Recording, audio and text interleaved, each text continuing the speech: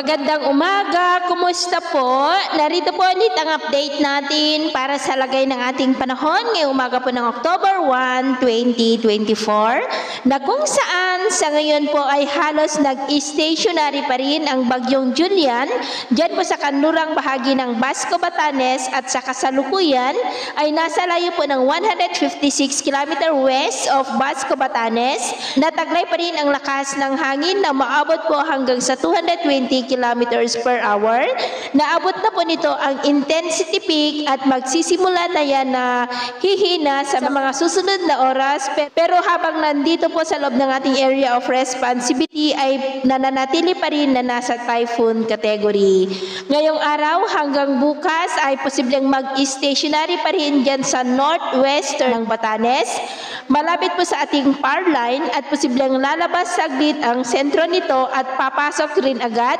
Kaya ngayong araw ay asahan pa rin natin ang cloudy skies with isolated light to heavy rains. Diyan po sa may extreme northern Luzon, maging po dyan sa may Ilocos region, ilang bahagi ng Cordillera, lalo na po sa northern part, maging po dito sa may Cagayan. Posibleng sa Huwebes pa ng gabi yan, makakalabas ng tuluyan sa ating area of responsibility. At next week ay posible na nating maramdaman ang unang mahinang bugso ng amihan o yung tinatawag po natin na northeasterly surface wind flow. Nasa transition na po tayo ng amihan season. At dahil po kay bagyong Julian, dahil nandyan pa rin sa western part ng Basco, Batanes, malapit pa rin dyan, ay nakataas pa rin po ngayon ang tropical cyclone wind signal number 4 sa may Batanes, signal number 3 sa may northern and western portions po ng Babuyan Islands, sa may Babuyan Island, Calayan Island, Dalupiri Island at dyan po sa may Fuga Island.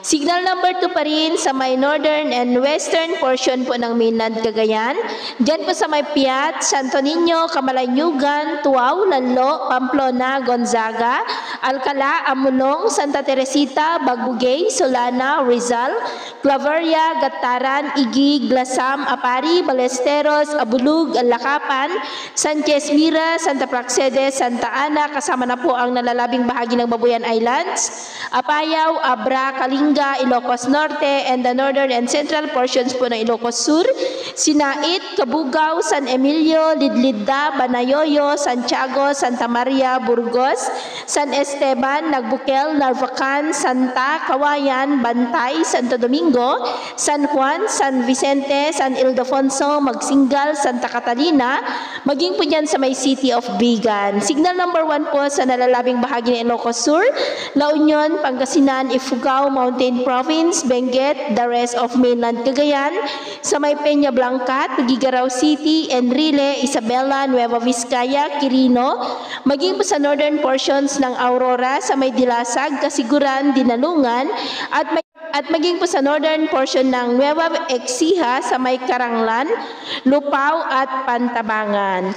At sa nalalabing bahagi po ng ating bansa ngayong madaling araw ay generally fair weather naman po tayo, pero may tsansa pa rin ng mga isolated rains sa ilang bahagi po ng San Jose sa may Mindoro, Bohol, ilang bahagi po ng Leyte, Southern Samar, Bislig, maging dyan po sa may Pangasinan, Zambales, at ilang bahagi po ng Bataan. At mamaya po ay sisikat ang araw sa malaking bahagi ng ating bansa, pero dahil sa bagyo ay asahan pa rin natin ang mataas na tsansa ng mga pag-uulan dyan sa may extreme northern Luzon, Ilocos region, ilang bahagi ng Cordillera at Cagayan. At maulap ang kalangitan with isolated rains rin sa ilang bahagi ng Pangasinan, Zambales, Bataan, Metro Manila, Rizal, Mindoro, Northern Samar, ilang bahagi po ng Cebu, Bohol, Dinagat Island, Bislig, Sulu Archipelago at Zamboanga.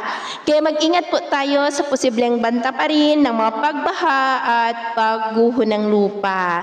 At sa atin naman po mga baybayin, dahil po sa bagyo ay pinagbabawal pa rin ang pagpalaot sa mga baybayin po ng extreme northern Luzon Islands, dahil ang mga alon po dyan ay posibleng aabot hanggang pa rin sa 9 meters height.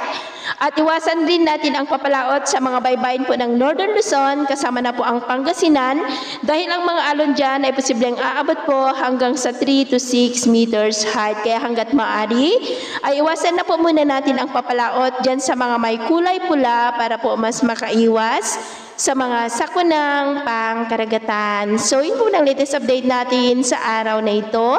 At ako pa muli si James na nagsasabing sa kahit anong pagsubok po na darating sa ating buhay, huwag na huwag po tayong mawawalan ng pag-asa. Thank you and God bless!